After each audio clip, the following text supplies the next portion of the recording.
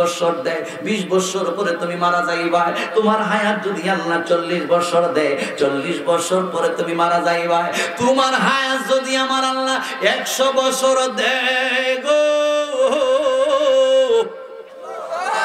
100 বছর পরে তুমি দুনিয়ার জমিন থেকে বিদায় হয়ে যাইবা।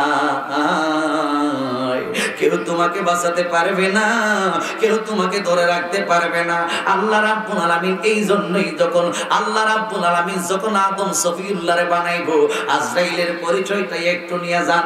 আজরাইল আলাইহিস সালাম কিভাবে মানুষের রূহটার হরণ করব। আজরাইল আলাইহিস সালামকে আল্লাহ রাব্বুল আলামিন এই কাজটা করছিল। আল্লাহ যখন দুনিয়ার জমিনের মধ্যে প্রতিনিধি বানাইবো, সর্বপ্রথম মানুষের মধ্যে সর্বপ্রথম মানুষকে বলতে পারবেন নি। মাশাআল্লাহ, কেডা কইছো? বেডো একটা সাওয়াল আছে। আমদার আদি পিতা, ওনার নামটা কি? আদম সফিউল্লাহ, ঠিক কি না? আদম আলাইহিস সালাম আমদার আব্বা, আদি পিতা। সকল ধর্মের বর্ণের বংশের মানুষের আব্বুর নাম হইছে কিতা?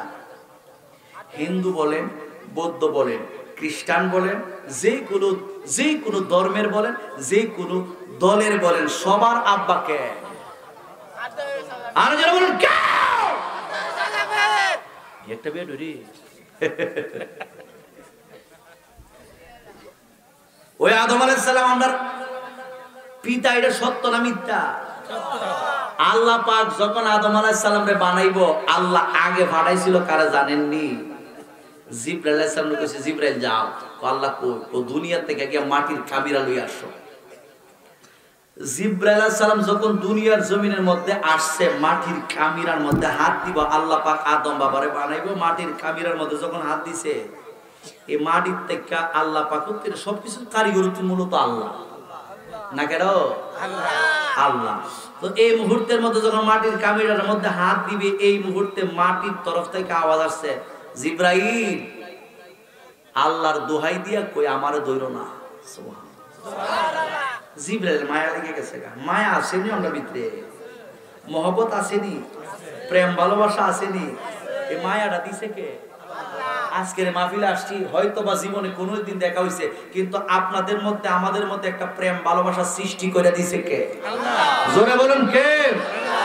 গভীর মনোযোগ যুবক ভাইরা, মুরব্বি বাবাজিরা গো, জিবরাইল আলাইহিস সালাম যখন মাটির কামিরাটার মধ্যে হাতটা রাখবো, এই মুহূর্তের মধ্যে মাটির তরফ থেকে আওয়াজ আসছে, জিবরাইল, ও জিবরাইল, আল্লাহর দোহাই দিয়া কই আমারে দইরো না, আল্লাহর দোহাই দিয়া কই আমারে ছুঁয়ো না, আল্লাহর দোহাই দিয়া কই আমারে নিও না। এই মুহূর্তের মধ্যে জিবরাইল আলাইহিস সালামের মায়া লাগা গেছে। জিবরাইল আলাইহিস সালাম চলে গেল আল্লাহর কাছে। জিবরাইল আলাইহিস সালাম চলে গেল আল্লাহর কাছে। আমার আল্লাহ রাব্বুল আলামিন সবকিছু দেখে, আমার আল্লাহ সবকিছুই শুনে।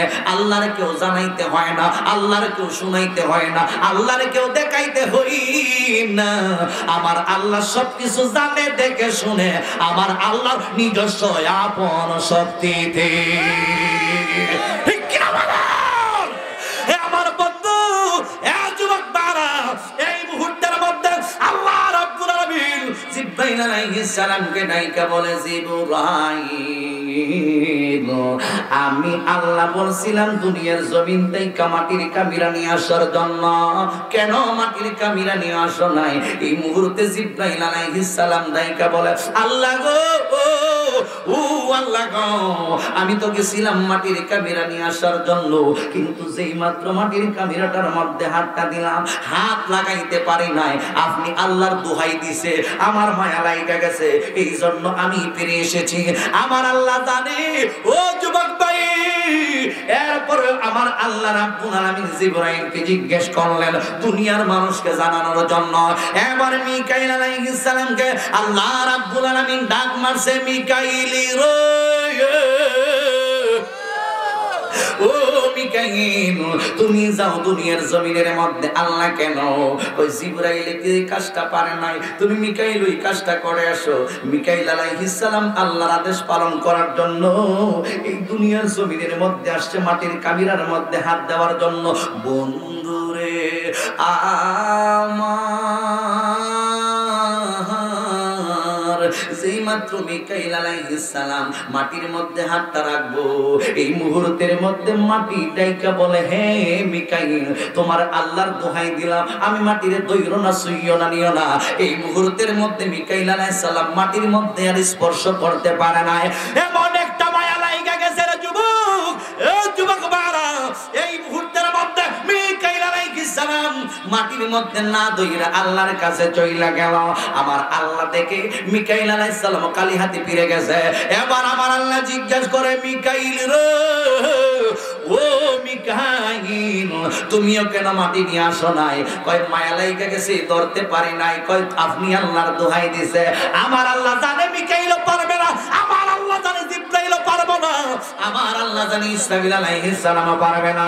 বন্ধুরে আমার, এই মুহূর্তের মধ্যে মিকাইল আলাইহিস সালাম যখন বেরোতে হয়ে গেল, আমার আল্লাহ হযরতে আজরাইলকে ডাইকা বলে, আজরাইল, ও আজরাইল, এই মুহূর্তের মধ্যে তুমি চলে যাও।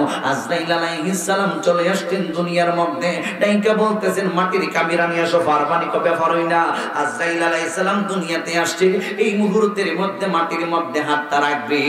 এই মুহূর্তে যখন মাটির মধ্যে হাতটা রাখবে, মাটি আগের মতোই ডাইকা বলে, হ্যাঁ আজরাইল, আল্লাহর দোহাই দিলাম, আমি মাটিরে দইরো না, সুইও না, নিও না। আজরাইল আলাইহিস সালাম যখন এই কথা শুনলো, আজরাইল আলাইহিস সালাম ডাইকা বলেন, না রে না, যে আল্লাহর দোহাই তুমি মাটি আমারে দিতাছ, ওই আল্লাহ আমারে আদেশ করেছে নিয়ে যাওয়ার জন্য। সুতরাং তোমার দোহাইয়ের চাইতে আল্লাহর আদেশটাই আমার কাছে অনেক বড়।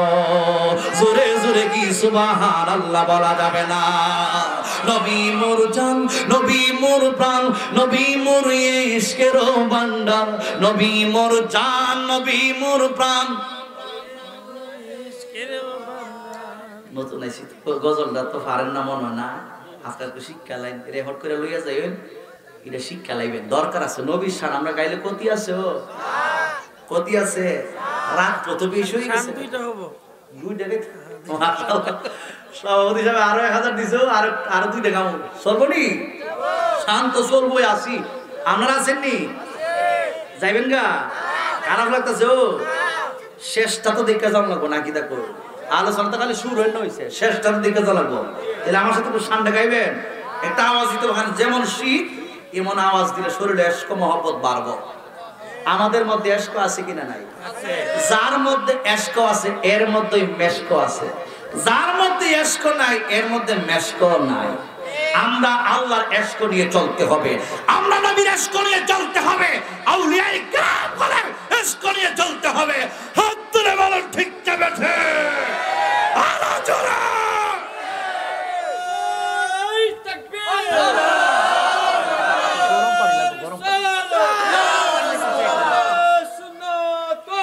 জিন্দাবাদ।